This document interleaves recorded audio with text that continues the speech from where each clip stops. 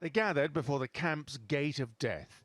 Survivors now in their 80s and 90s, perhaps their last chance to remember together. The trains arrived here. This is where selection happened between those who would work and those who would die. Between 1942 and 1944, up to 10,000 a day was sent to the gas chambers. Poland's nationalist president was the first to speak.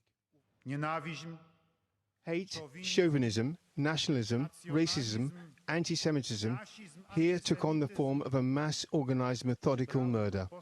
At no other time and no other place was an extermination performed on people in such a way.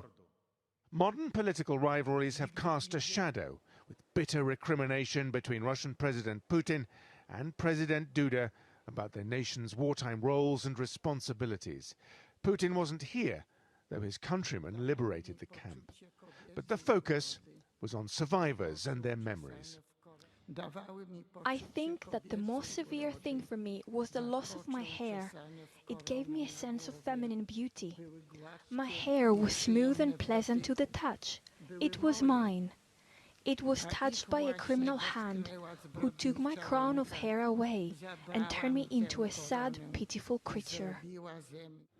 This year's event happens as anti-Semitism is once more on the rise. Once again, Jews are being attacked at synagogues in Europe, cities and beyond.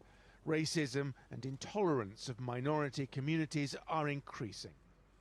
To the future generations, not to be bystanders. If they see something is not right, to stand up and voice their opinion and never, never hate. Because hatred is a self-destructive thing. Many here fear that as these survivors die, their eyewitness testimony will fade, and the bitter lessons they learnt of how ancient hatreds unchecked can lead to unspeakable tragedy may be forgotten. Simon McGregor Wood, TRT World.